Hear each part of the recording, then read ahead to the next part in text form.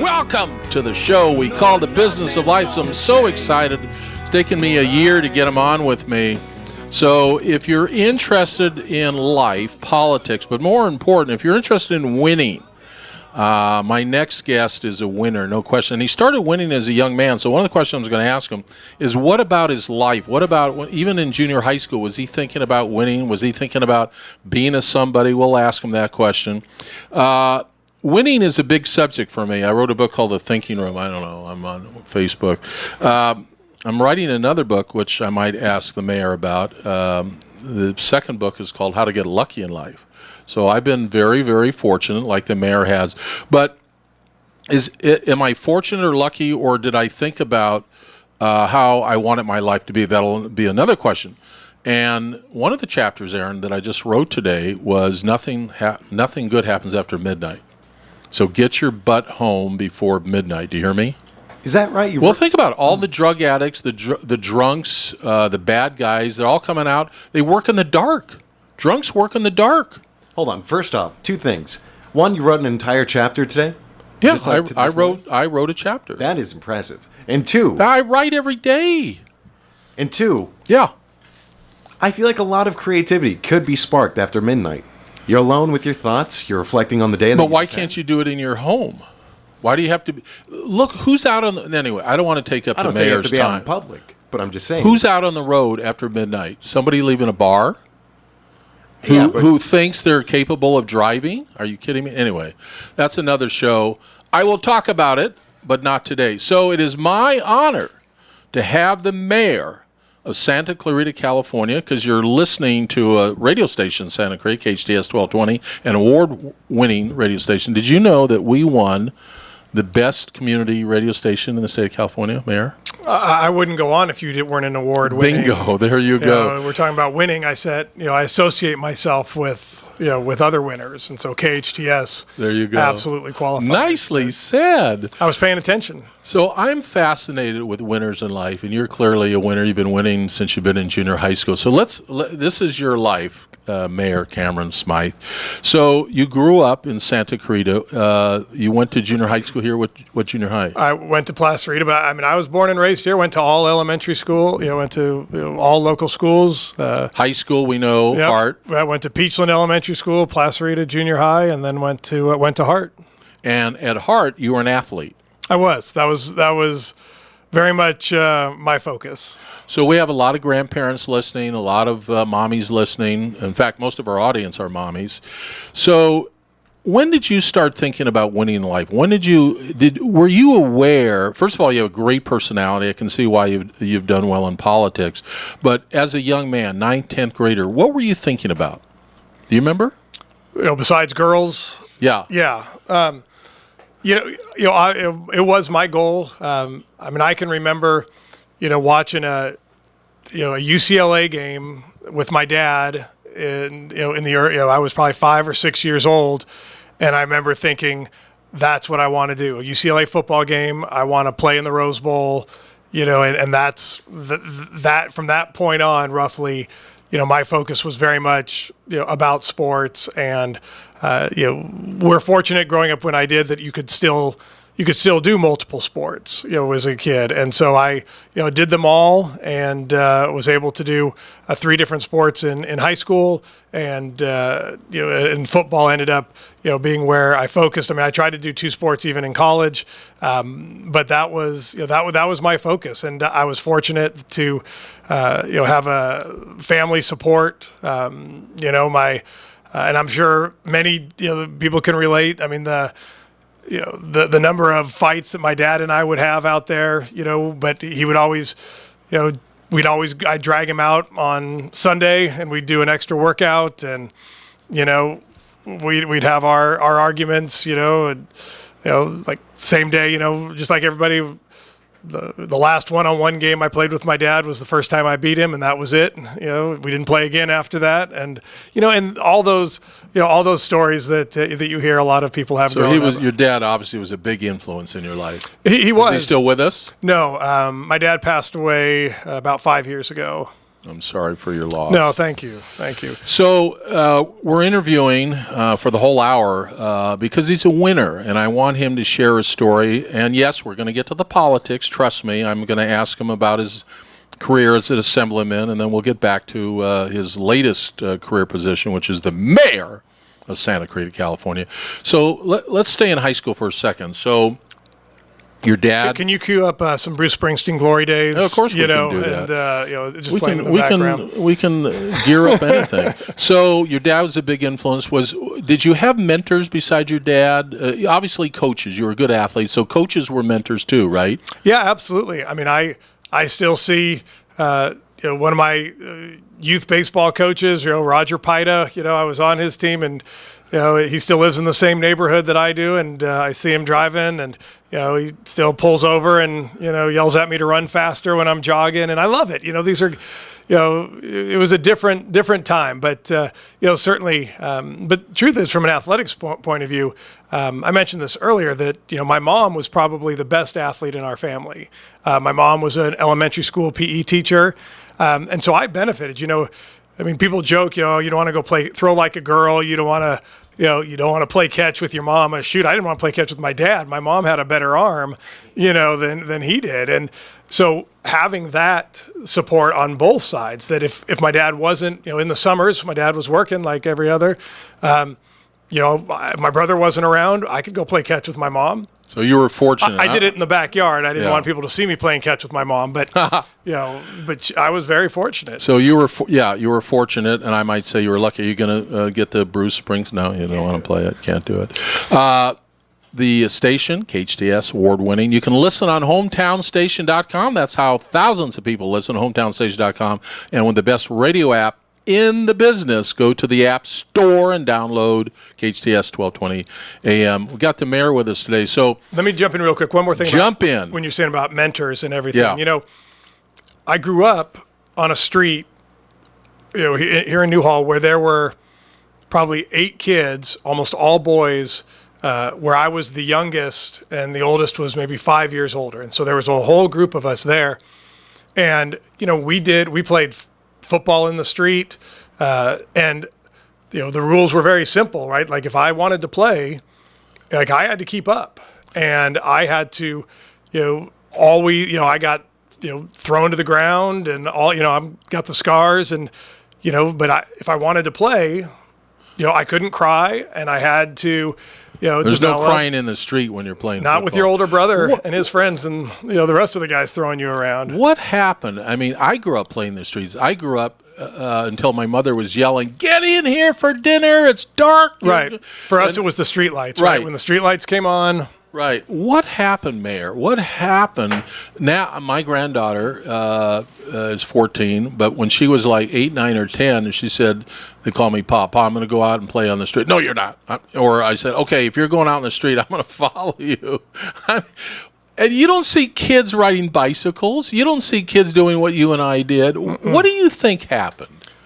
Do you think about it at all? Sure. And you have young kids. Right. No, it's funny. I was talking with, one of my son's dads, and again, he was a couple years older than I am, grew up in the same neighborhood, and we were having that conversation about when we were our kids' ages, like, get out of the house, mom's going to lock the door, and you can come back in at lunch, but you're going to go get on your bike. I didn't have obviously we didn't have phones, we didn't have anything, and she had a general idea where we were, and we'll see you at lunch.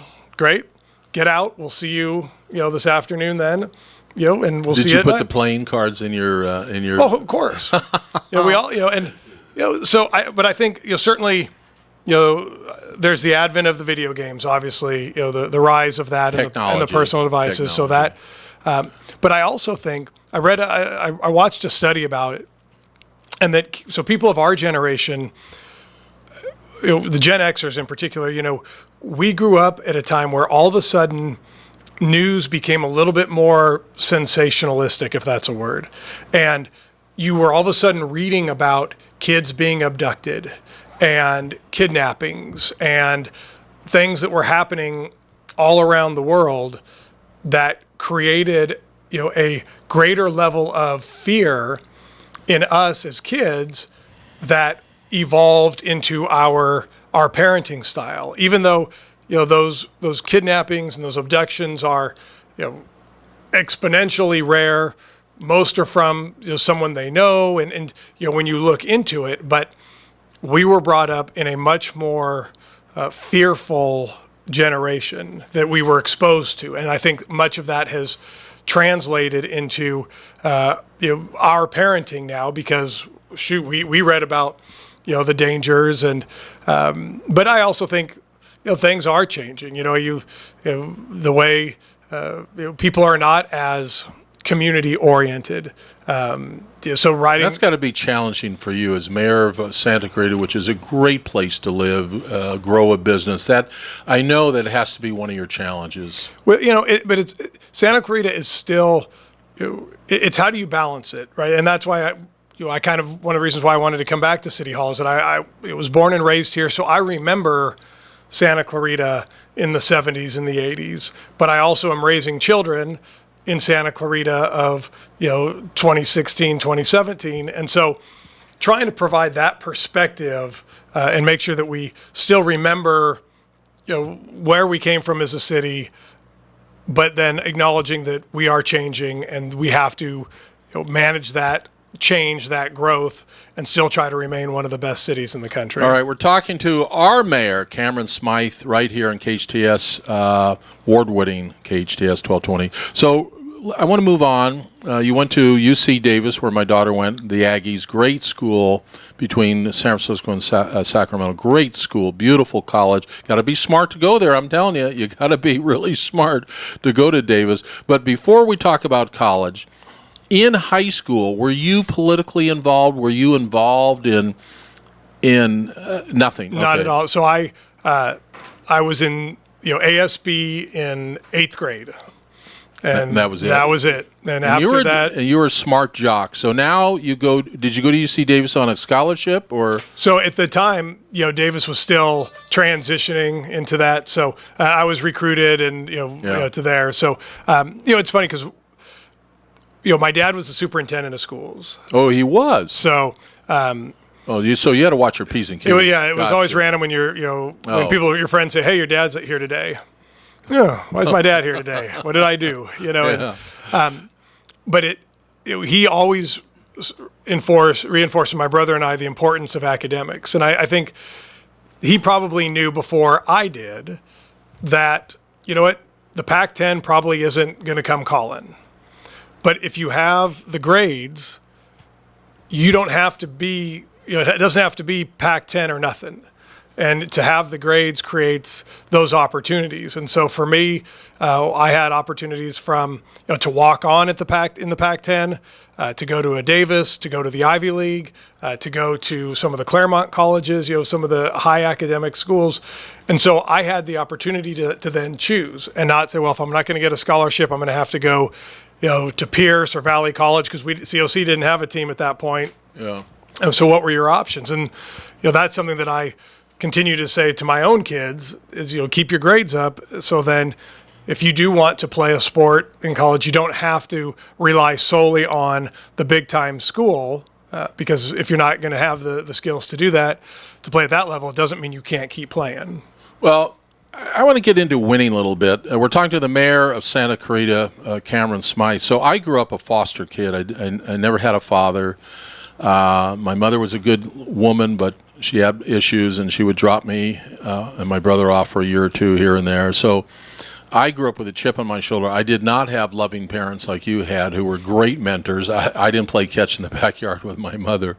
Left home when I was 14. So the reason I'm saying this to our audience is that winning doesn't require that you have loving parents. It requires what, Mayor? What does it require to be a winner in life?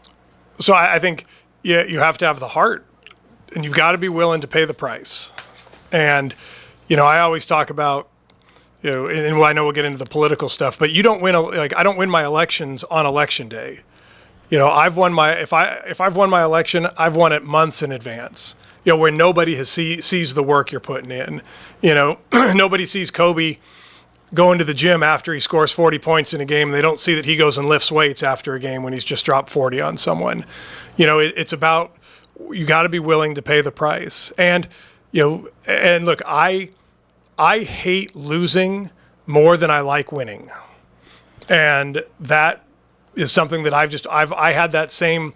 I did have, like you said, loving parents and supportive parents, but I very much had a chip on my shoulder as well, and I always felt that I was never getting my due. And so, just one anecdote. I remember I was in third grade, and I tried out for a club soccer team, and the coach didn't pick me up, and it burned me to the point where when we played them, and we played them in the regular season, I scored 3 goals against them. And I remember I jogged slowly down the sideline after every goal on his sideline to make sure that he knew who he didn't pick up on his team. And we won the game like 3-2, and I scored all 3 goals. What a great story. And so you have to have, that kind of just, and you see that with all the real winners. They all hate losing more than they like winning. Right, and that chip on the shoulder. Aaron, do you have a chip on your shoulder? I have an anger that kind of never that goes could be away. a chip. That could chips. that chips could are be a anger. little chip. It could you could use the word chip. Yeah, right. Yeah. Right. What was your GPA in high school, Mayor? Like 3.7, Yeah. something like that. So Scored well in the SAT.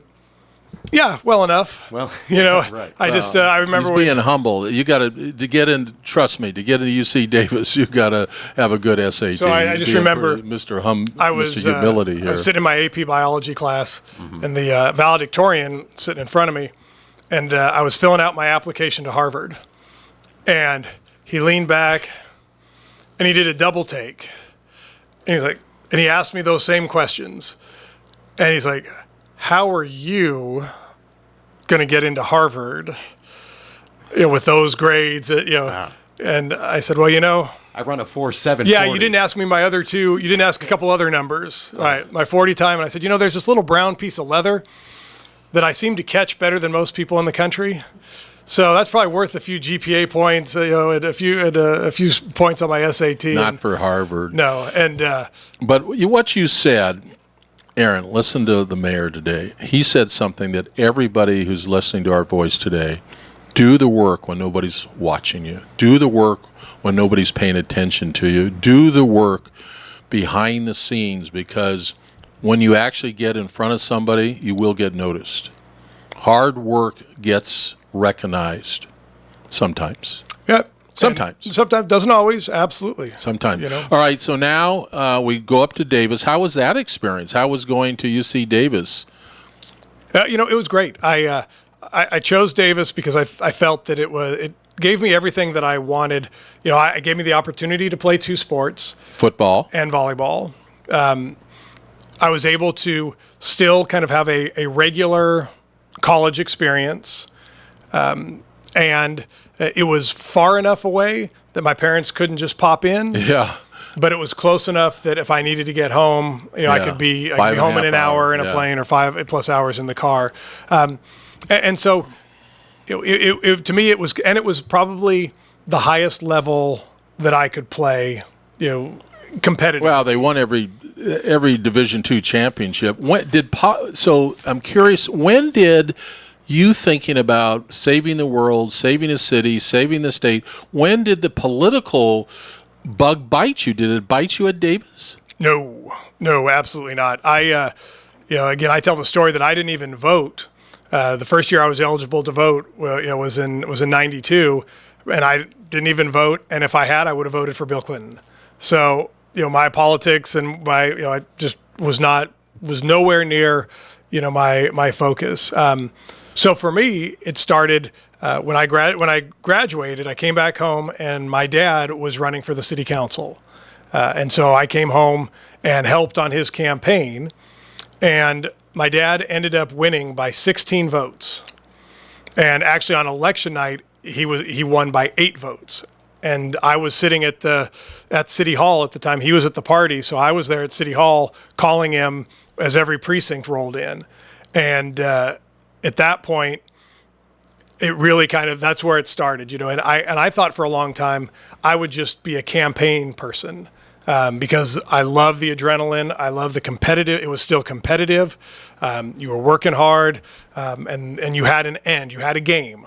Game day was election day, and I still had the same nerves, the same energy, and certainly with my dad winning in that fashion was something that I don't know if I would have had the same bug if he had gotten wiped out or if he had, come in with a big win. So that was when I first thought, boy, this might be something I want to do. All right, we're going to come back and spend the next segment on his life as you became a councilman, then you became an assemblyman, right? Correct. All right, so we'll go through the life of Cameron Smyth, our mayor in Santa Clarita and KHTS 1220.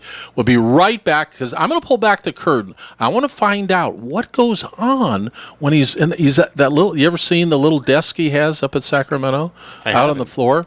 Watch a YouTube. His desk like's about this big, but is he sitting there sleeping? We're going to find out what goes on in the life of a state assemblyman. We'll be right back.